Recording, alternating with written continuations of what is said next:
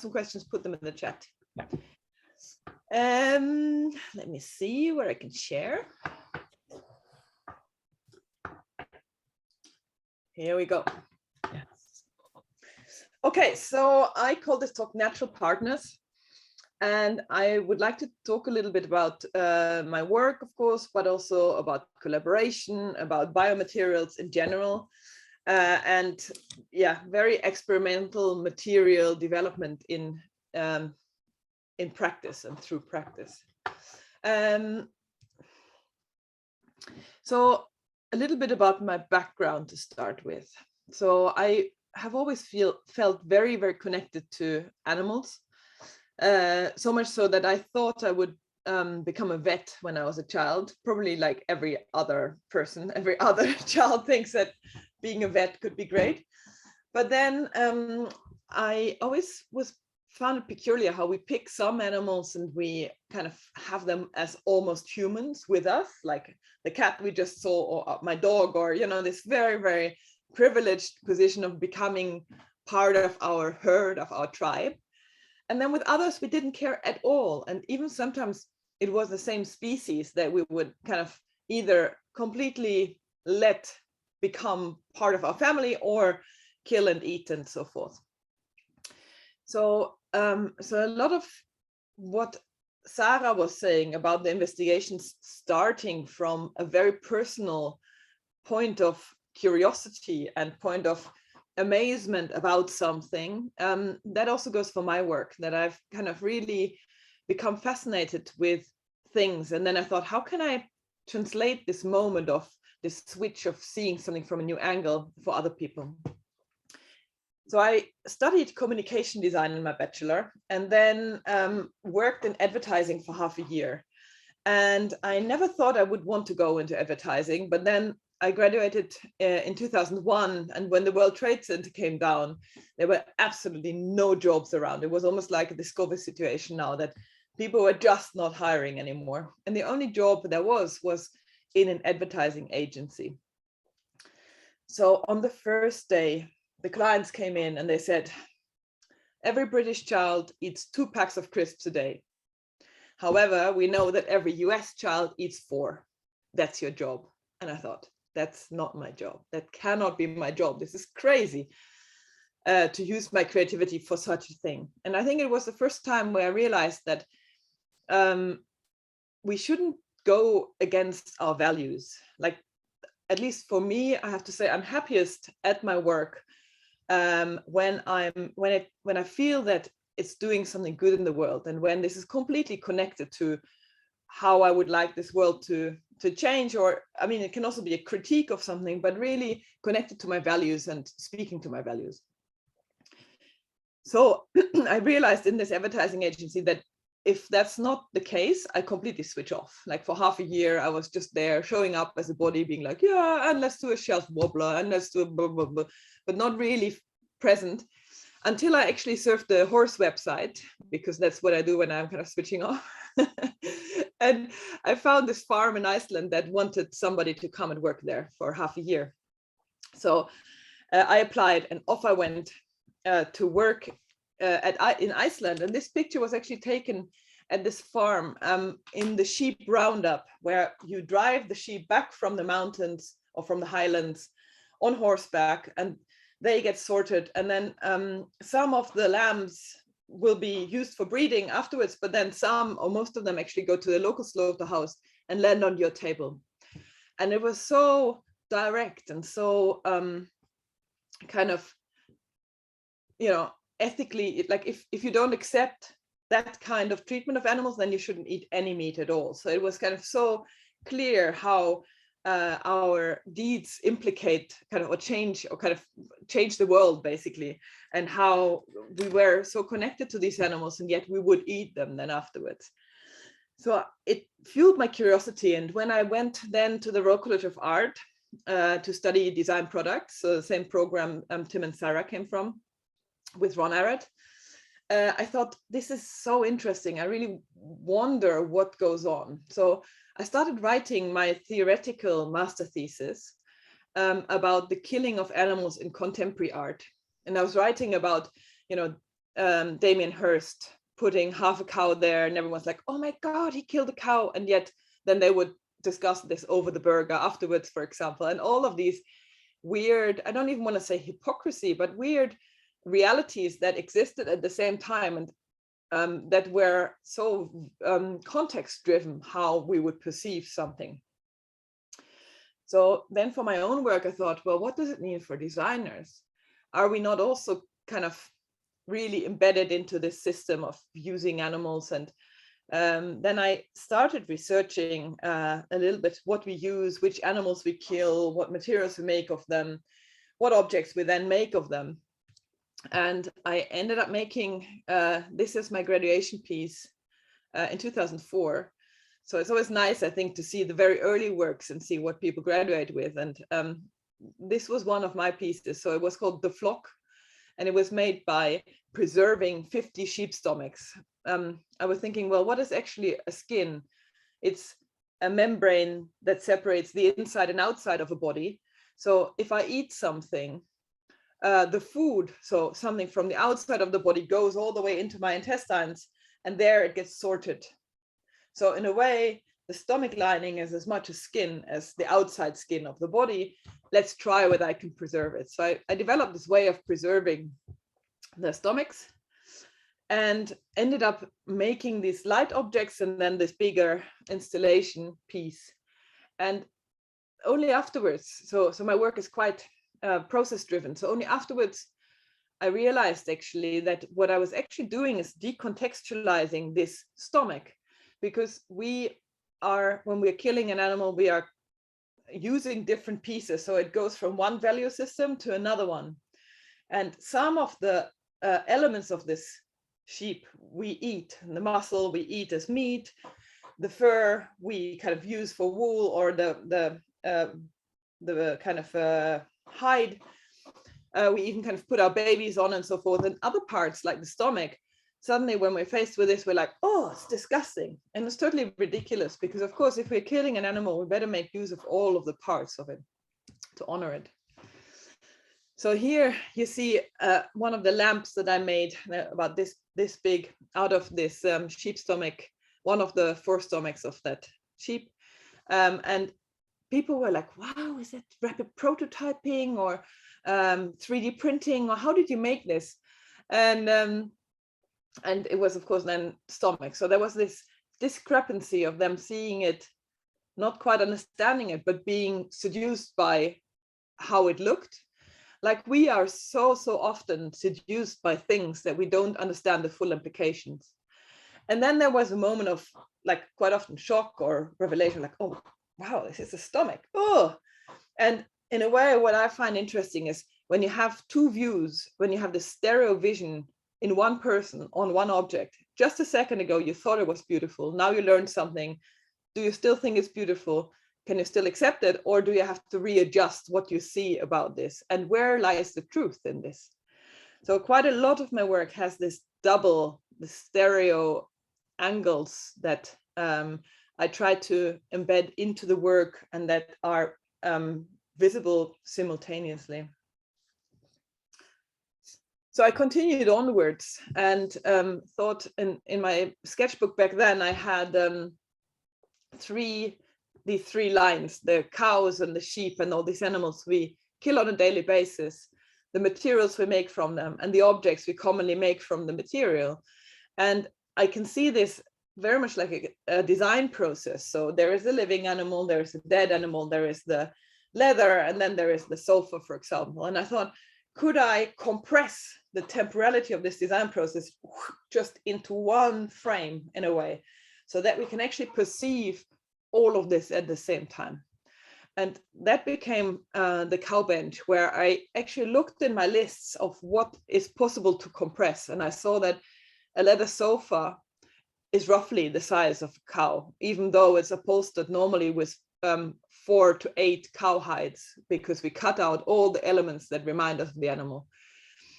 But then I thought, well, what if the sofa doesn't have the form of the sofa, but it's made out of all of these materials of a sofa that a sofa is made of, but it takes a lot of its form from the cow. So this series of cow benches became really the first thing that our studio did, and that made me able to keep running with our studio and to build a herd of cows and to kind of always keep doing these very experimental and self-initiated projects, basically. So here you see one cow bench, and the hide is literally one cow hide of really fine Italian leather, and it's placed exactly spine on spine on the bench. So the wrinkles you see at the neck are actually the wrinkles that were made into the leather by the cow during its life. And then everything, all of the benches I made are hand sculpted. So in a way, I get a block of foam and then I sculpt it with this electrical knife. So all of the materials are upholstery materials, but used in a very much more sculptural way.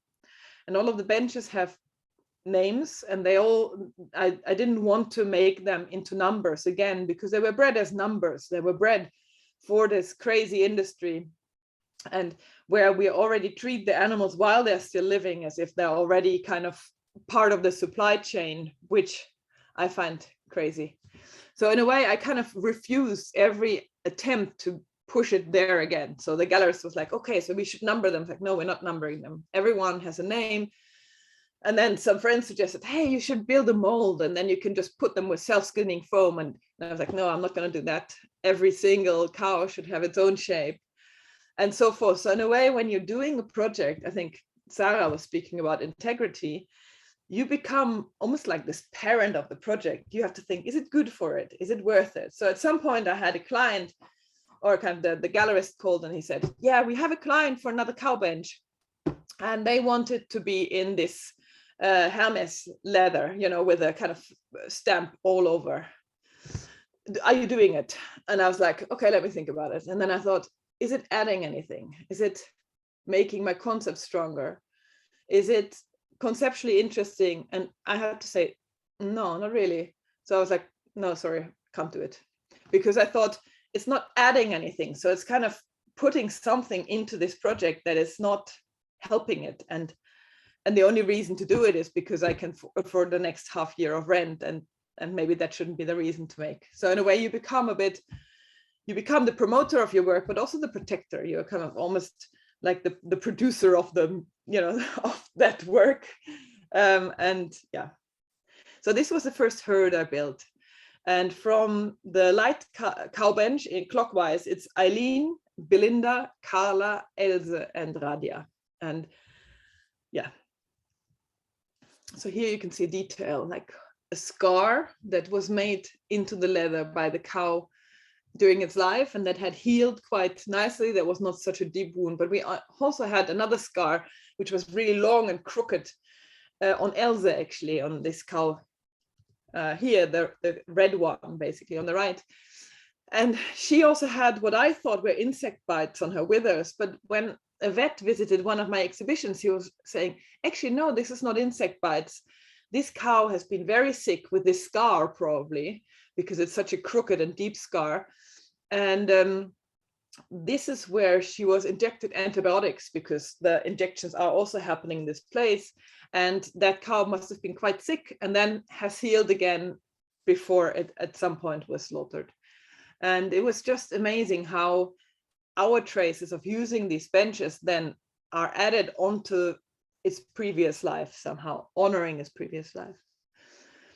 So this is kind of what I mentioned earlier. That was this time of suddenly design art, and yes, and you know, suddenly all these exhibitions popping up, and we sometimes got this critique of, are you not just making things for rich people? And I was thinking about this a lot, and actually it's totally valid critique for a lot of this design art scene, because quite often you have quite a high price tag, and if you then make very functional objects, then only these people who can afford that chair will be able to have this chair. But with conceptual pieces like these, I think somehow the main function of the piece is fulfilled when you are seeing it and when you're thinking with it and when you're reflecting on it, rather than when you're sitting on it.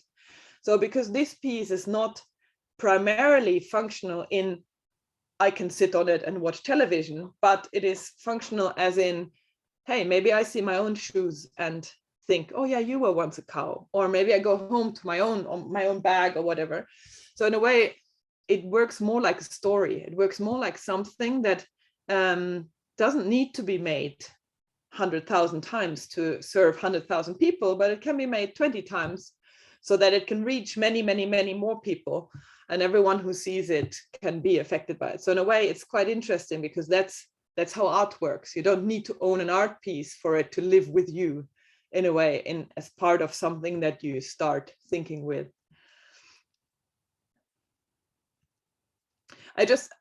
Yeah. Oh yeah. Ooh. Here we go. So the following on project after the cow bench, somehow this whole process went on for years, that I was reflecting on these our relationship to animals, and it in a way still continues. I reflect now differently, but it's all about nature connection. It's all about when we understand ourselves as being a part of this world, and when we are seeing ourselves as being so vastly different to all the other species that we don't even have to care for them anymore somehow, and critiquing that. So the last piece that I'm showing from this animal series, or yeah, well, that is morphing a little bit, is this one, which is The Lasting Void. So with the cow benches, I was wondering whether this death of the cow was the only moment of transformation. And I went to a knacker yard to actually experience being in the presence of a dead animal. So a knacker yard is a place where if a cow breaks its leg in the field, they kill it and they bring it there to be burned because it can't be used anymore. Or if a horse has horrible, I don't know, something, then they kill it and they bring it there to be burned. So it's not for human consumption, but it's kind of the disposal of animal bodies that cannot be used for anything else. So there was this cow at this knacker yard, and I just felt in this presence of the cow, I felt like I would never now think of this cow as meat. So I would never kind of take a knife and be like, okay, great, let me give the steak and so forth. And so somewhere in the transformation from the living animal to the dead animal to the piece of meat on my table, there must be other points of changing attitude that, when is it that my feeling goes? When is it that I feel like, okay, now it's a piece of meat. Now it's not a cow anymore. So quite often, I think what we are able to do as designers is this connection of an emotional to an intellectual response, that we're kind of either analyzing our emotional response, or that we're trying through an intellectual investigation, trying to trigger an emotional response in people. But somehow that we are weaving together these two layers of understanding and being in the world, and these different layers of meaning. So we went through this kind of slaughter process and to see when the feeling goes. And it was when the organs had been taken out of the body. And then at some point you chop up the body parts and you turn them into steaks. And this is when the body becomes invisible and goes, basically. So I thought I'll do a really like a digression, that I do something unexpected. And I thought, what if I use that body as a mold and cast this moment of transformation? So I call this The Lasting Void. It is a cast of the internal cavity of a dead calf. So the moment before this calf becomes meat, I was casting this body as the last departure point of a bodiness. And what happened actually was that the shape really resonates in a way that was unexpected also to me, that the shape feels like something we have known all along, because somehow our body knows it, because in us there is a negative shape that is very similar to this. It is kind of a very abstract form that also makes us think of all these shells and all these underwater creatures and so many different things that yeah, that was very interesting to find through this process of engaging with it, to find a form that had not been shown yet, even though we have shown animals and humans and plants and like all of natural world in all kinds of forms, but somehow never as this negative cast.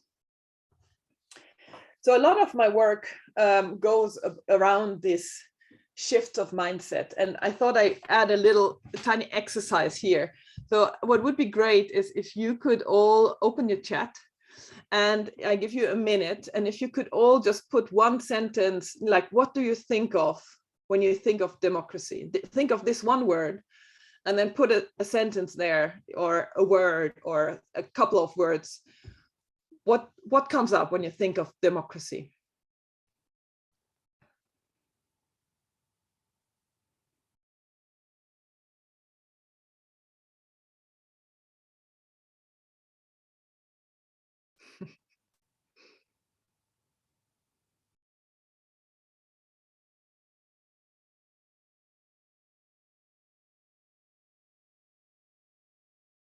Yeah, and if you're in a group with many people, I can see that, then maybe have them all shout different things, and you can transcribe for everyone. I'm thinking of politics.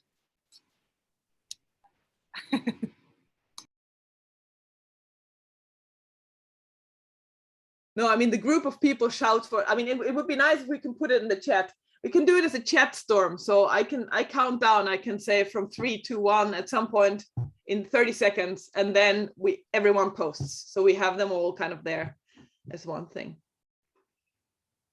Think of what democracy also means for you, if it means anything for you, kind of like this emotional connection that you feel for democracy or with democracy.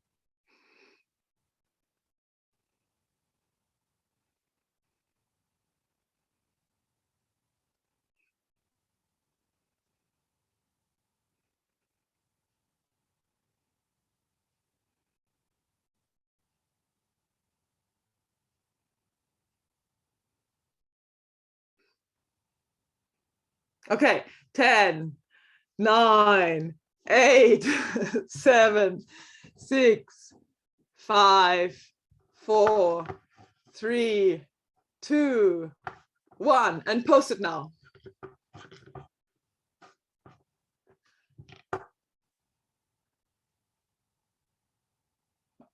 Okay, great.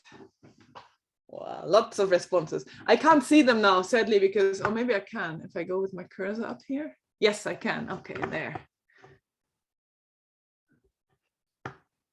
Okay, great. Great. Okay, so next slide.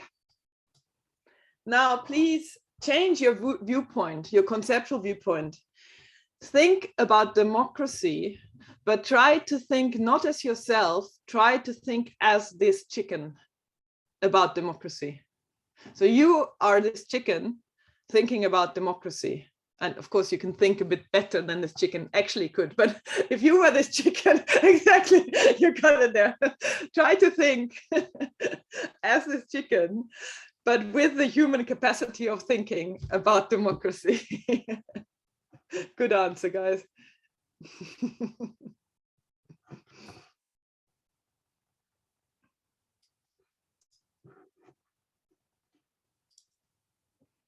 Oh. Okay, I gave you a little bit less time there because I went to the next slide.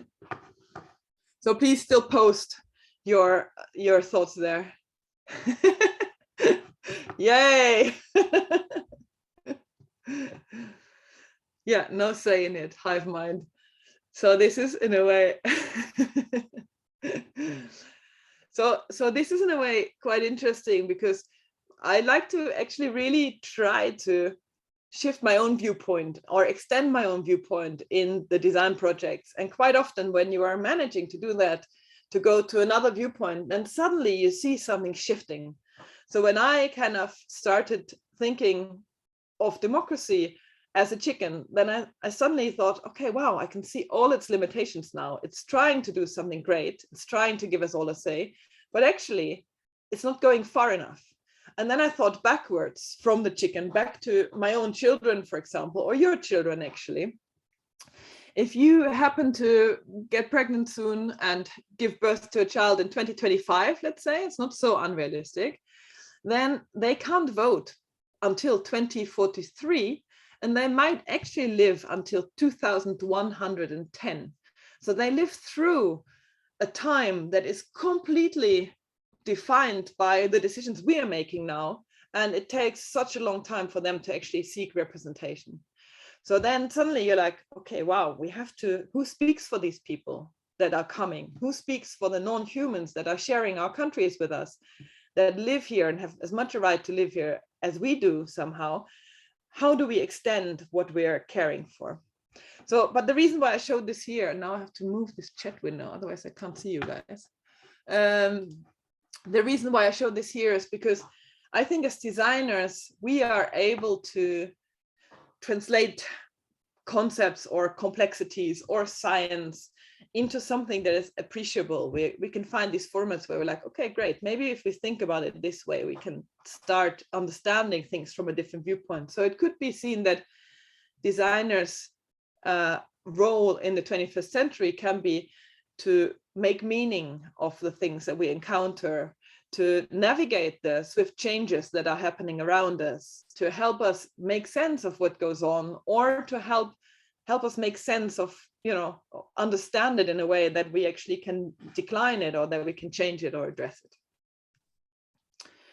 Because essentially, in my view, we are one of many, many species sharing this biosphere, especially when you think time-wise, we are this tiny speck that just occurred a couple of minutes ago in Earth time, and will probably be gone in a few minutes.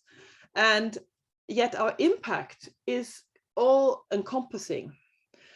So quite often when I'm reflecting on these things, I am thinking, I'm trying to draw in like principles of philosophy, for example, or science, or to understand what goes on. So then I found, for example, Hans Jonas, a philosopher, German philosopher, who already wrote in 1979 this ethic for technological civilization. So he said, behave in a way that the effects of your actions are compatible with the permanence of meaningful human life on Earth. And then in a way, I was building all of these kind of conceptual frames into design projects. So design can be a lot more than making objects, but you can actually make objects that encompass a lot of these very abstract thoughts or very complex scenarios, and tells a story around it that engages people so that we actually understand a bit better or kind of connect a bit better around these topics. So in 2007, I was getting more and more into this rhythm of next design kind of festival, and what do you do for Milan? What do you do for this and this?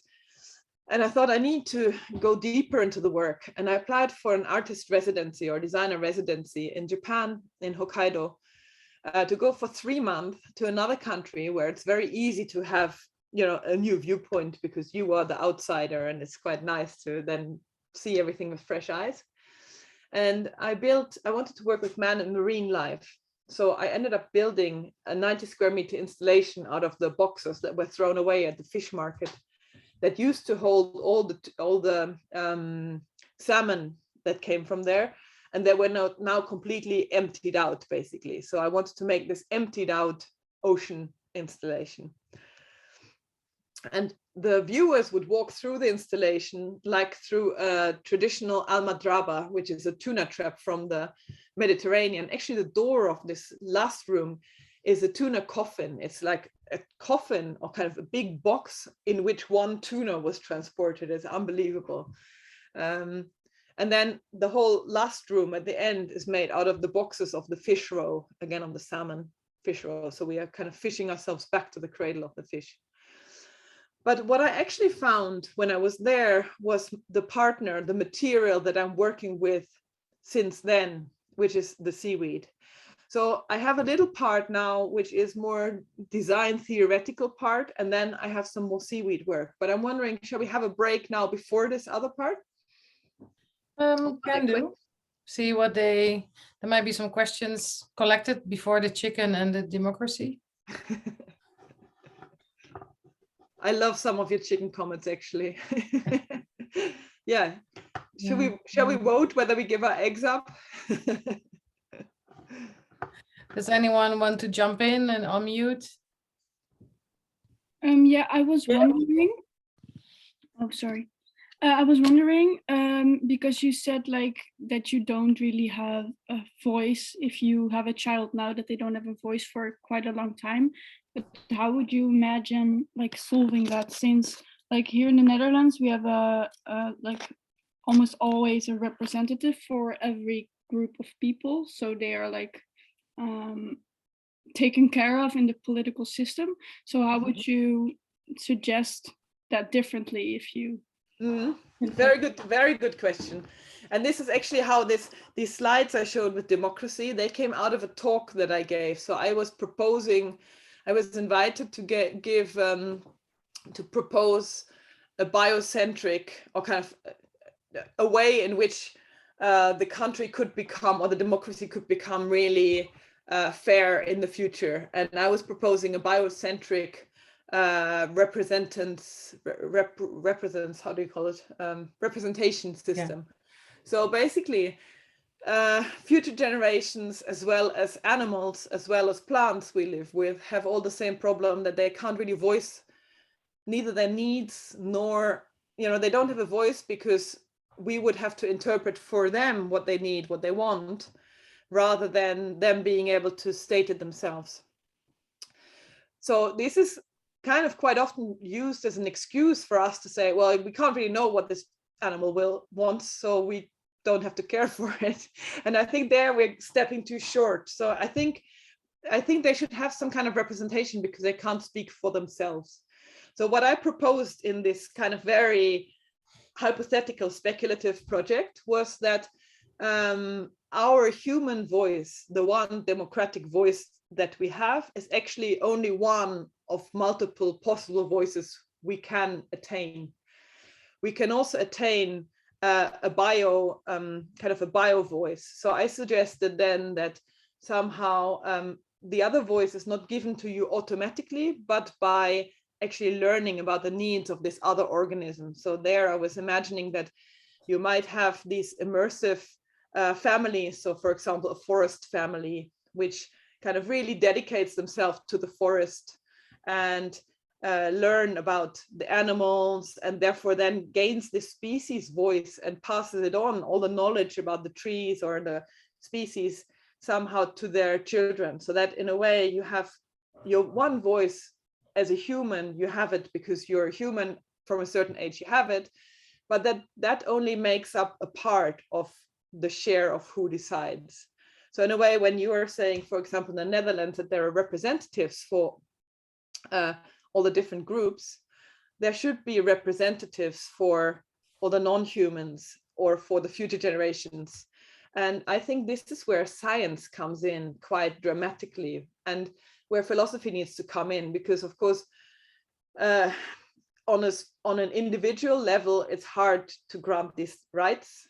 But on a species level or on a community level, we can say that, for example, animal species also want to survive. They want to survive as a community. They don't want to be defutured. They don't want to be, so in a way, there are some assumptions we can make that that we should then kind of embed somehow. So yeah, so a representative system. And I thought that it could actually be quite fun to, in a way, so the way I imagined it was that, for example, if you're a forest family, there are camps where all the forest families come together to different forests of the country and learn about different needs of the different animals there and so forth. And that you then, when you get married, you have to decide, because if you get married to one of the river people, for example, then you have to think, okay, what should our children be? Should we be river or forest now? And in a way that you're more embedded to your land and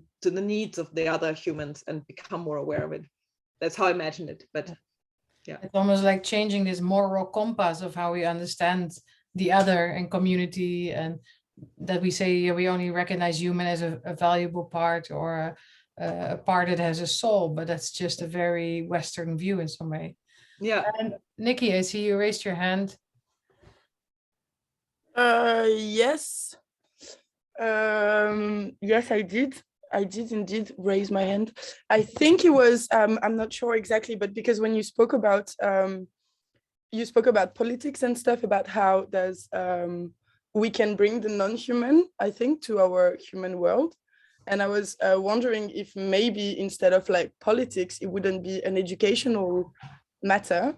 And I posted the question as well about like when you spoke about your cow's bench, you spoke about elite at a point, and I think it's super interesting because for me it's very linked.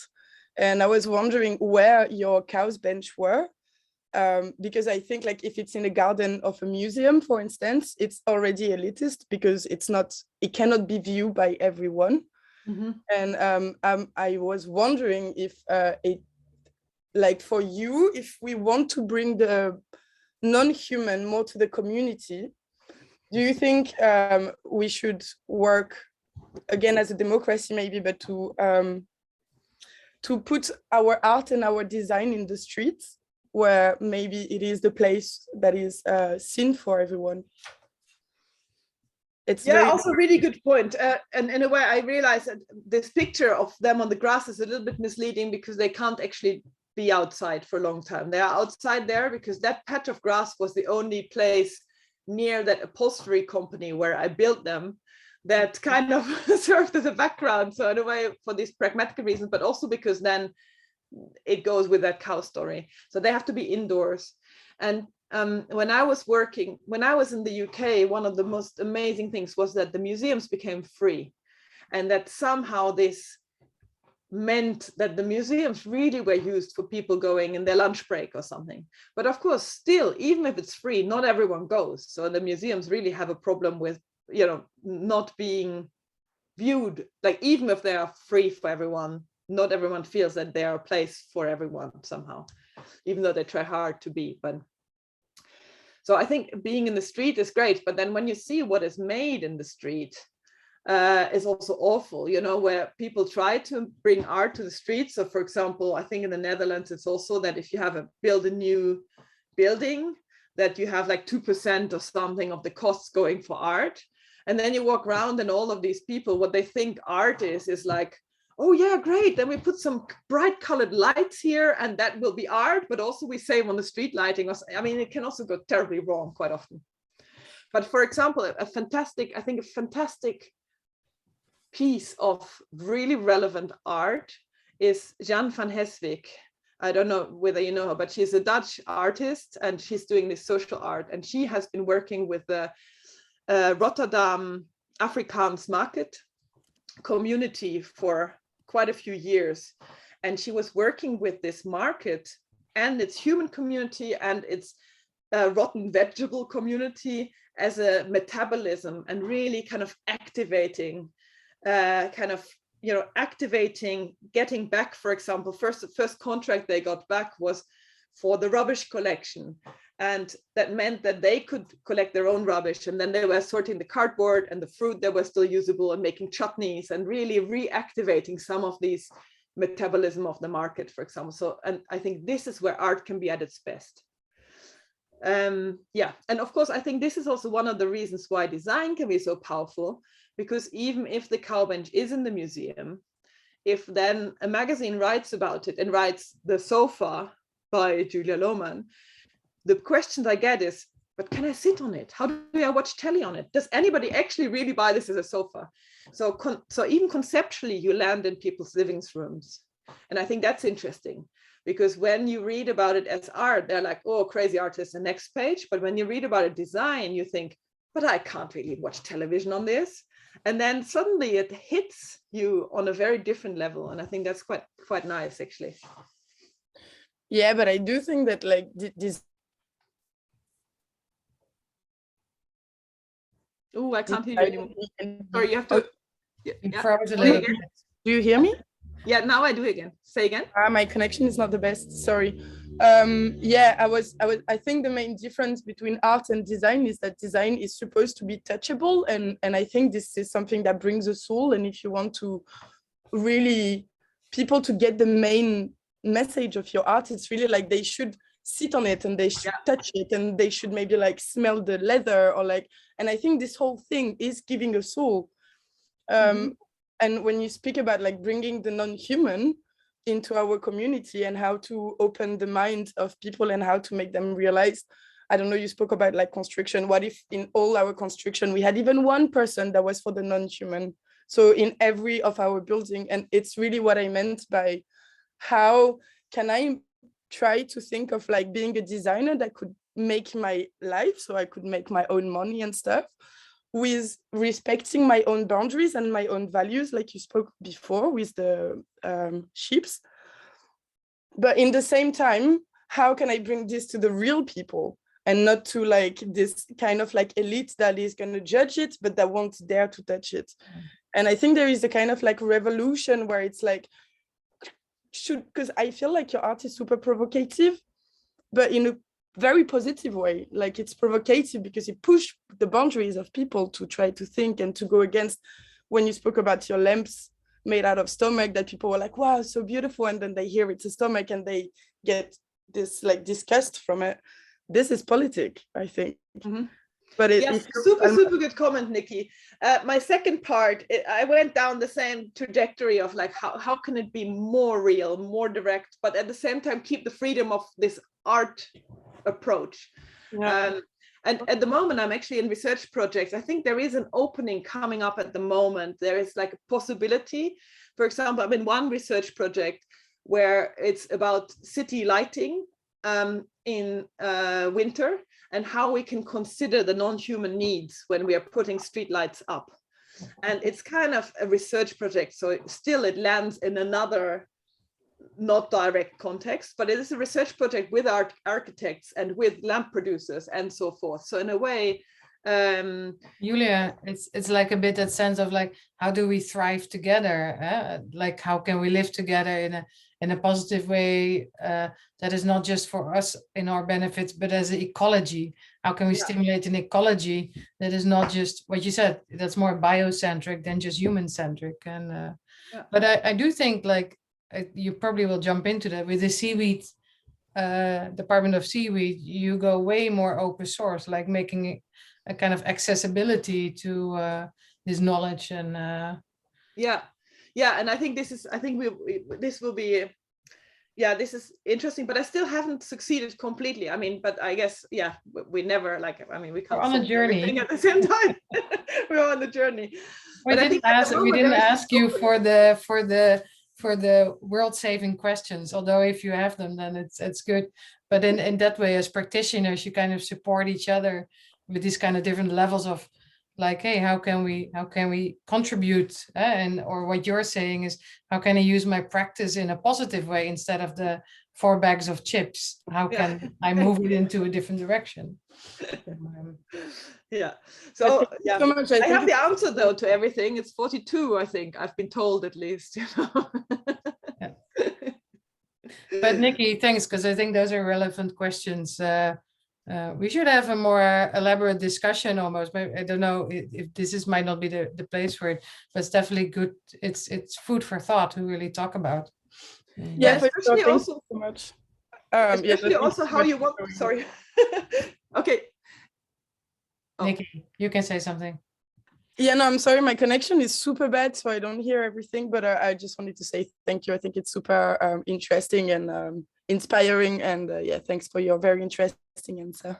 Yeah, great question. And I think actually this is the questions you should ask yourselves. Like, what kind of designer will I be? Because in a way, you're learning super valuable tools of how to, you're learning how to excite people, how to engage people, how to shape something, how to translate something from one format to another, how to consider different publics in what you're making and still make it work on different levels. And I mean, all of these tools are transferable, but what you need to think is what I have to say as an individual, how do I want to change? How do I want what I'm doing to affect the world around me? How can I use my agency to make this a better place?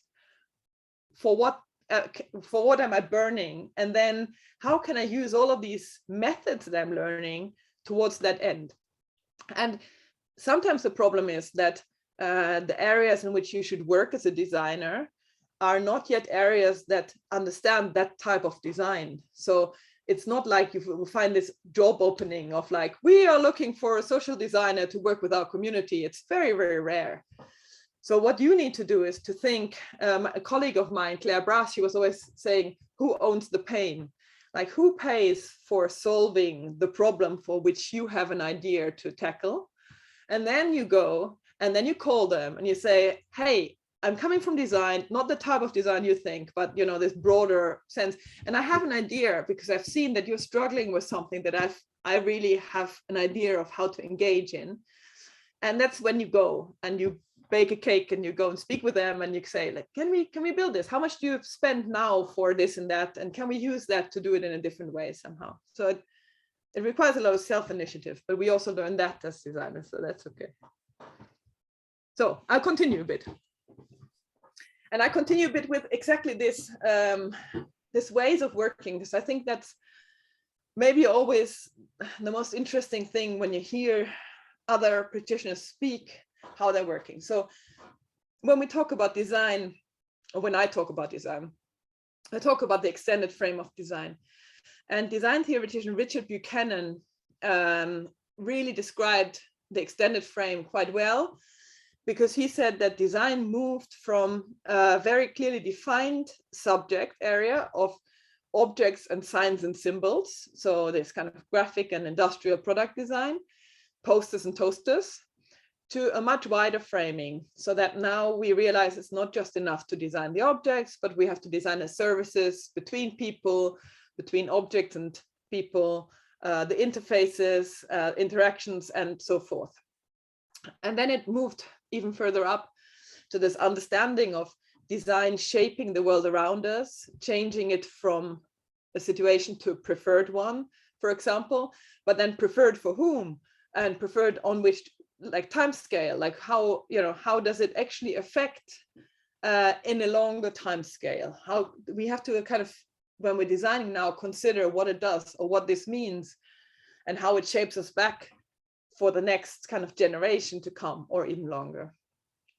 But I think that design also expanded into the micro scales. So I actually added materials, molecules, and DNA to this extended framing section, because we're not only designing with the materials we're given, we are also developing our own materialities.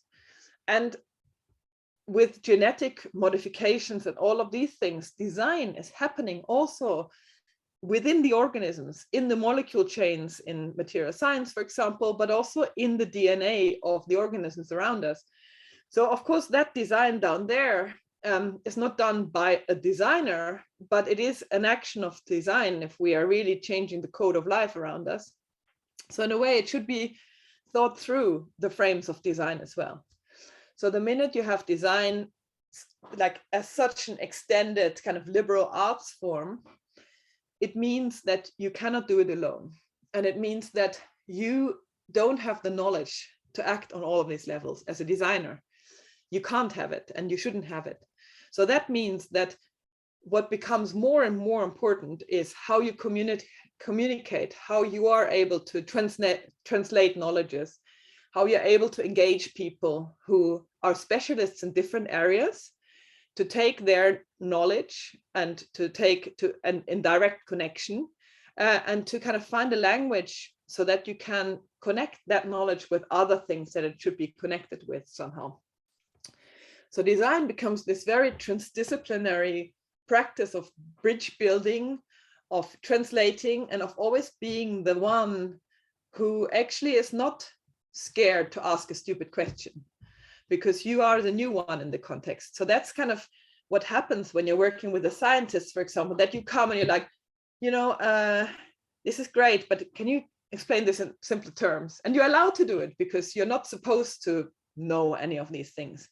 So then you're making people translate very specialist knowledge into more general, broader, understandable terms. And that's the first step to then make that relevant in other areas, for example.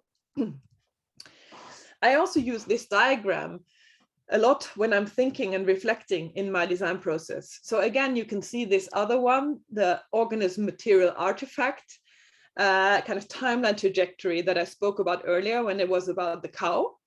And you can see kind of macro systems, transformations, interactions, kind of from macro to micro understanding. And I was just realizing that even if I'm just making an object, so even if you are the most standard chair designer, you can reflect in your design process much broader than your object. So your object is a chair, you're making an assembly or, kind of an artifact, but your reflection on that chair goes all the way into society, all the way into future of working. Should you really, like if you get the brief for a chair on which people can sit for 12 hours, should you actually fulfill it? Or should you challenge it and say, people should never sit for 12 hours. I make a chair that breaks down after 2, So in a way, your reflection can be in the macro, in the micro, and it should be. So you should kind of reflect a lot further than the thing you're making. So in my own design process, it might look like this. So when I work with seaweed, I'll speak about it, then a lot of the reflections already on the organism side might go up to macro, or I might kind of think about the seaweed in its ecosystem and what happens when I take it from there, and what type of seaweed I should use from which ecosystem to have a positive impact rather than a negative one, and so forth. So I reflect a lot wider than what I'm actually aiming for on this linear trajectory. And then I put this in actually when Sarah was saying that this developing your thoughts through making, not sitting there with a theory, but actually making is a really good way. I think she even said the best way of doing things. And I think it is one way. I think there are different ways, and people need different approaches. Some people work differently, but when I had a teacher at the RCA, whenever I was knee deep in my project, that teacher would say, "It's too shallow, come out, come out, come out." And I did this like 3 times before telling him I could not be on his platform and I would never thrive with him and I would have to leave the platform, and went to another group. And I realized, I reflected a lot on what happened, because that person was producing amazing work, but they were doing it in a very different way to me. They were building this huge theoretical concept, like a 10-meter tower of theory. And then they were jumping in, and the jumping in was a practice. So they had this theory compiling and the practice of translating that theory to a more universal, understandable form. Whereas mine was very different. I was wading into practice while I was touching the seaweed or sheep stomach or whatever. I would get an idea because of this physical interaction with the material. And then that idea would spin other thoughts. And then I would look at philosophy, or I would look at something to make sense of what I just experienced and compile it bit by bit. And I don't think one way is better than another, but I think what we need to acknowledge that people work in different ways, and that sometimes you have to stand up for that way of working. And sometimes you have to reflect your own way of working and actually find a way of articulating what you now need, and and know how to get yourself unstuck. So I know that, for example, when I'm stuck, quite often I'm missing information. I'm missing the next bit of knowledge that helps me make a solution or kind of make the next step forward. So then I'm thinking, well, who could have that knowledge? And then I pick up the phone and I call people and say, you're working with slime molds, and can I come over? And then I bake cakes and speak with scientists, for example. So yeah, little discourse into kind of the ways of making and thinking about work. So when I was in Japan, I went to the fish market and I found the partner material that I'm now working with, or have been working with for the past 12 years, I think. 12? Yeah, something like this. No, not 12 yet. 2007 till 10 years, which is seaweed. So at the fish market, there was this amazing piece of material. And because I had worked with leather before, I immediately thought, wow, this is like a leather. This is such a strong thing. What do you make from it? And then the Japanese person who was with me said, yeah, we eat it. And I was like, yes, I know you eat it, but what else? And in that moment, I thought that there was a craft that I was simply not aware of because I was from a different context, and that they might point me to this amazing seaweed museum next door. But they didn't, because it had been food so much for so many years that nobody considered making anything from it. So I was amazed. I thought, wow, I found like a blank spot on the map. This is crazy. And then I thought, okay, this is really interesting. I should look into that. So I took home a box of seaweed and I started playing with it. And I started looking at what I can do with it. But at the same time, I was also looking conceptually at what it means to work with seaweed. Like, why should I work with seaweed? In which context? Is it really so great to work with this material? So what happens when you work with biomaterials, I think it happens with all materials, but especially biomaterials, is that they are more than just materials. They become our familiar spirits and influence all aspects of the creative process. So when I'm working with the seaweed, the ocean is always present because the seaweed still has so much of its oceanness. And this is exactly what you were just saying. Was it Kiki?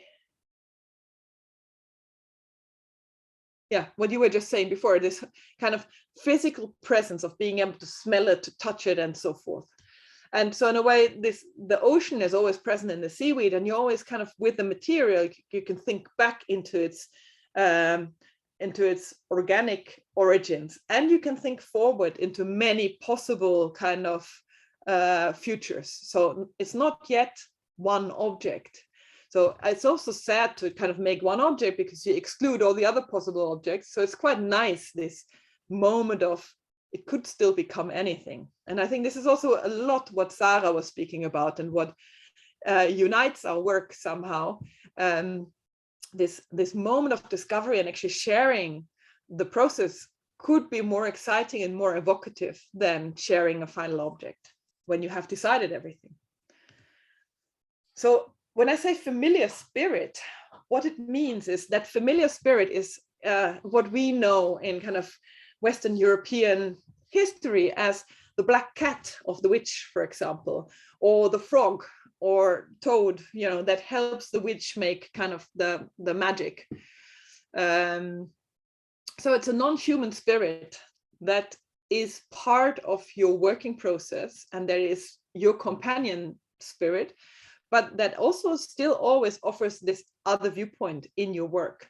And I think what's interesting is that I'm part of a biocolor research project at the moment, for example, where there's lots of scientists who work with different organisms for either growing biocolor in the field or in the lab environment. But I was interviewing them and I was so amazed by how connected all of these scientists were to the organisms they were growing. And it didn't really matter what organisms it was. Some were growing kind of tiny water organisms to make toxicology tests. Others were growing human liver cells to actually test toxicology again. And they were all kind of talking about keeping these things alive and so forth. So it was super interesting. So I thought that actually, yes, this is what happens. We have them as other viewpoints that help us understand what we're doing in a different perspective. So Tim Engold, who is an anthropologist, says, sentient practitioners and active materials continually answer to or correspond with one another in the generation of form. And this is what I was doing with the seaweed. I was making structures, but I was not making structures that I decided before, but I was asking the seaweed, like, what are your affordances? What can you offer me? How can I actually show you in the best possible light? If I sharpen what I'm doing, not towards a human function, but towards something like seaweedness, if I made an object that was a portrait of your character, what would that object be? So you can see actually here, this is me at Aalto University. I made this video to actually show you, give you an idea of what happens when you work with this material. Of course, it's dead, but it's so reactive still, and it's so like evocative and vibrant, in Jane Bennett's words, that it actually, you can't help but seeing it as another being somehow. It's still there, its presence is felt, also because you can smell it, and also because you can kind of, it gets gooey when you touch it, when it's soaked, it's hard and brittle when it's dry. When I come into the room where my sculpture stands, I just have to kind of poke the sculpture, and I know about the humidity in the air, because it will either go poof, poof, poof, or boop, boop, boop. And I know it more than I know it through my own body. So seaweedness plays a big role in working with the algae for my work. So these pictures I included to just give you an idea of what happens. And actually what's interesting is that seaweedness can be experienced in many different forms. So when I think of seaweedness in the ocean, the seaweed is an ecosystem builder. It grows really strong, gives shelter to the fish. It actually, if it's farmed, for example, you can hang it in the sea on these ropes, and it creates shelter. If it's farmed, for example, over a sandy sea bottom, it improves the ecosystem because it gives shelter to all the other organisms, and it gives the possibility for them to grow. But it also pulls out the excess nutrients that come to the oceans through our rivers. So in a way, from our farms, through our rivers, we have all these nutrients coming into the sea that otherwise cause terrible problems, and the seaweed is able to pull it out. So it's also able to be a counterforce to our human-induced imbalances, which makes it super interesting, because it means that it's one of the few materials where we might need to find places where to grow it to benefit the ecosystem, and where it's actually possible to do that.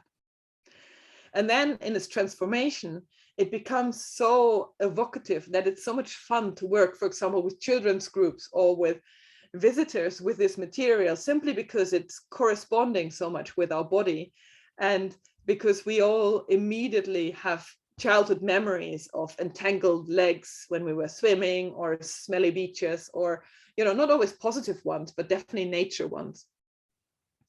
So in 2013, I founded this Department of Seaweed, which is a collective, quite a loose collective, but it is a collective of people who want to work with seaweed sustainably as a material for making. And we share knowledge, and we share kind of possibility. So when I get invited to an exhibition, I kind of say, well, should it be about the Department of Seaweed? Should we invite these other people, and vice versa?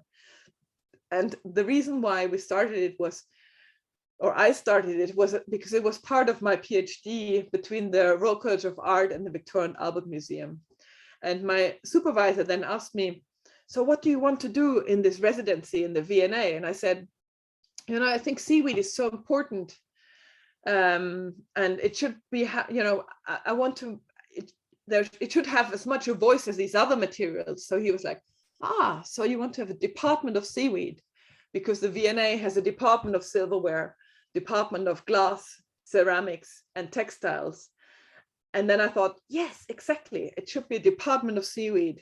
So what was so interesting was that this space was at the same time real, because it was there and present, physically present, and hypothetical, because it was called the Department of Seaweed. Therefore, it was the Department of Seaweed, but it was not a real department in the kind of diagram of the Victoria and Albert Museum. But I think this is a possibility through design, that you can materialize fiction in a way that makes it real, because here it is in the real context. So people came in, they were like, wow, I didn't know there was a Department of Seaweed here. And we're like, yeah, it is. Welcome. Come in and be with us somehow. And because we weren't showing finished objects, but sharing all of this making process, it enabled people to actually think about what they might make from seaweed. So the seaweed pulled the thoughts back to the sea and to their own nature moments at the sea. And the non-finishedness of us working with the seaweed pulled it to the future because they were trying to figure out what they would make or what they could imagine from their vantage point of being made with seaweed. So in the end, this became my PhD, so my doctoral degree from the RCA. And I called this method co-speculation, co-speculative design. So in speculative design, we work a lot with this future cone where we look at probable and possible futures and we imagine these futures, and then we're building objects that make them debatable or discussable or imaginable to other people.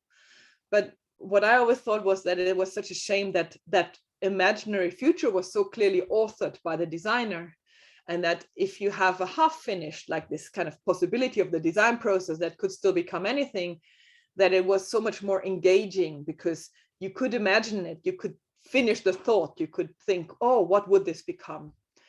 So what I try to do is build a lens through that sharing of process through which people could imagine different ideas of objects, and we would have a dialogue around what futures, what seaweed futures we should have and which ones not.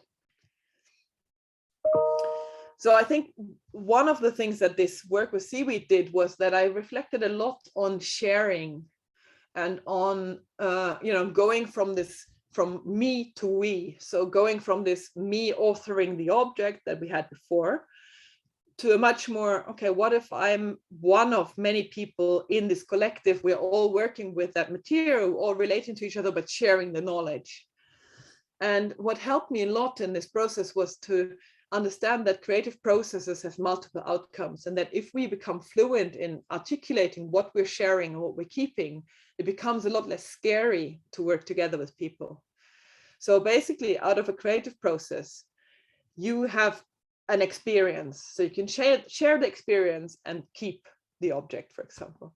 If you have an object or a thing coming out, something you made, you can actually say, well, actually that thing is for XYZ, but I'm taking the knowledge how to make it, for example.